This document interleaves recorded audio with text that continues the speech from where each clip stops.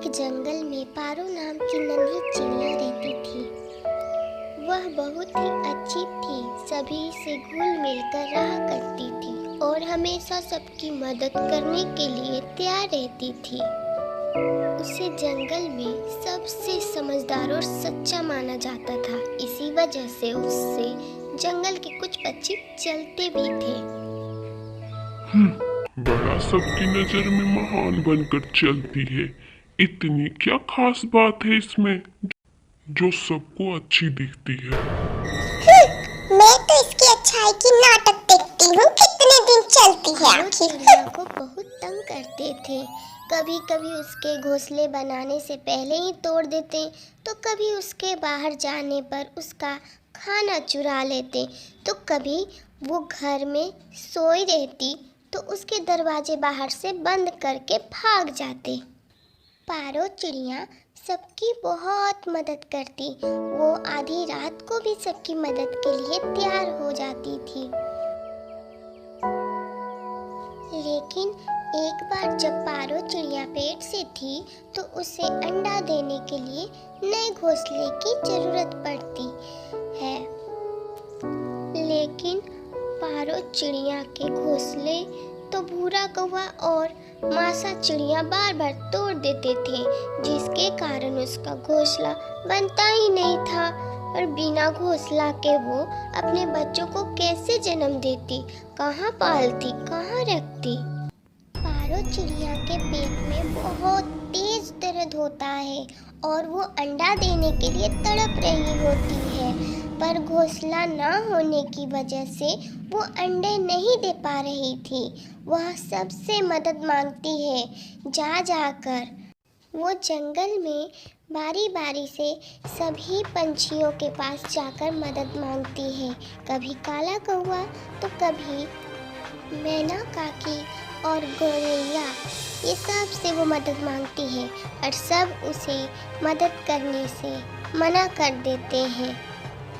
कौवा भैया, मेरी मदद करो कौवा भैया।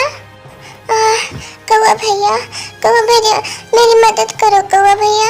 मेरे पेट में बहुत तेज दर्द हो रहा है कौवा भैया। मुझे अंडे देने हैं, मेरे घोंसले तैयार कर दो कौवा भैया। बहुत दर्द हो रहा है कौवा भैया। अरे पारो बहना, मैं तुम्हारी मदद जरूर करता, पर क्या करूं, मेरे पंख में बहुत दर्द है। कल चोट लग गया था, कैसे उड़ूंगा? मुझसे तो उड़ा ही नहीं जा रहा है। मुझे माफ कर दो पारो बहना, मैं तुम्हारी मदद नहीं कर सकता। नैना काकी, मेरी मदद करो नैना काकी। मेरे पेट में बहुत तेज दर्द हो रहा है नैना काकी। मुझे अंडे देने हैं नैना काकी। मेरा घोंसला बना दो नैना काकी, मेरी मदद करो। अरे पारो, मैं तुम्हारी मदद करती, पर मेरे घुटनों में बहुत तेज दर्द हो रहा है। मैं कैसे तुम्हारे लिए घोंसले बनाऊंगी? ये उम्र भी बहुत खराब चीज होती है। मेरी उम्र देखो, घुटनों की दर्द जा नहीं रही है। मुझे माफ कर दो पारो। एक एक करके वो सबके पास जाती है, पर सब उसकी मदद करने से मना कर देते हैं। पारो चिड़िया की हालत बहुत खराब होने लगती है। वो दर्द से चीखती है, कराहती है, पर कोई उसकी मदद नहीं करता।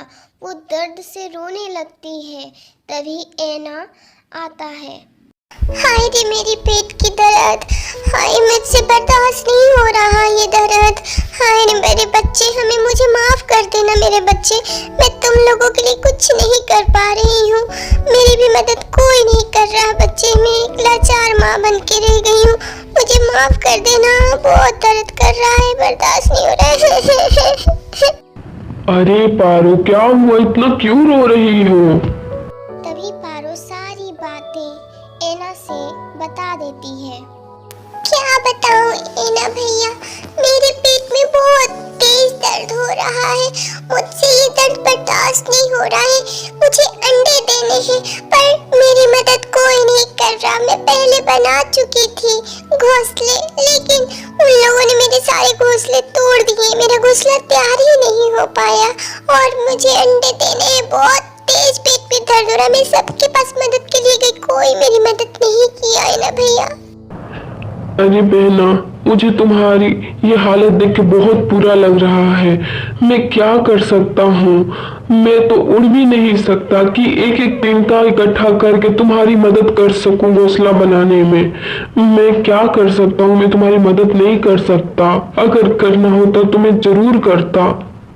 तभी वो बदमाश चिड़िया माशा आती है और सारी बातें सुन लेती है। फिर वो पारो चिड़िया से कहती है, मैं तुम्हारी मदद करूंगी, मैं बनाऊंगी तुम्हारे घोंसले। इतना बोलकर वो घोंसले बनाने के लिए तिनका इकट्ठा करने के लिए निकल जाती है और कुछ ही देर में घोंसला बना देती है और बोलती है, जाओ पारो, अब तुम्हें दर्द सहने की जरूरत नहीं है। मैंने घोंसला बना दिया है, तुम जाकर अंडे दे सकती हो। पारो चिड़िया जल्दी से जाती है और कुछ ही देर में अंडे बाहर आ जाते हैं। पारो के पीछे पीछे मासा भी जाती है। पारो मासा से पूछती है, धन्यवाद बहन, तुमने आज मेरी जान बचाई है। मेरी ही नहीं, मेरे बच्चों की भी जान बचाई है। तुम्हारा एहसान मैं कभी नहीं भूलूंगी। मैं तुमसे एक सवाल पूछ सकती हूँ? हाँ, पूछो, क्या पूछ रही हो? तुम तो हमेशा से मुझे तंग करती थी। तुमने मेरे घोंसले भी तोड़े, तो फिर आज तुमने मेरी जान क्यों बचाई, मेरी मदद क्यों की? मैं तुम्हें बहुत बार समझाई कि तुम जरूरत से ज्यादा सीधा और मददगार मत बनो। लोग तुम्हारे सीधेपन का फायदा उठाते हैं, पर तुम मेरी एक न सुनी, इसलिए मैं तुमसे नाराज होकर वो सब किया करती थी। और आज खुद देख लो, तुमने हमेशा सबकी मदद की, अपनी जान की बिना परवाह किए।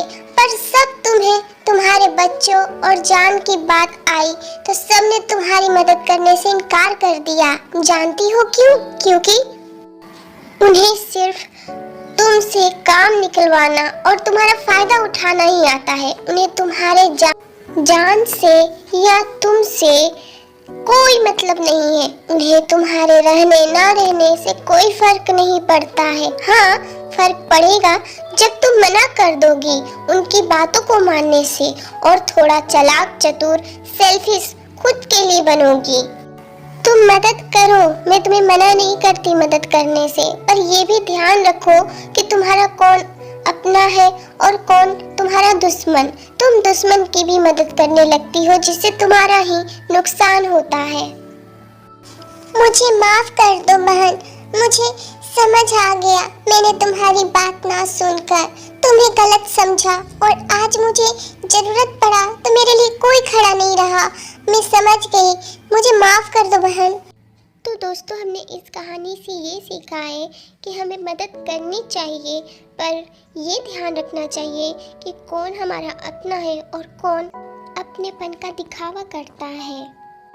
अगर स्टोरी अच्छी लगी हो तो वीडियो को लाइक, शेयर, कमेंट करें और चैनल को सब्सक्राइब करें।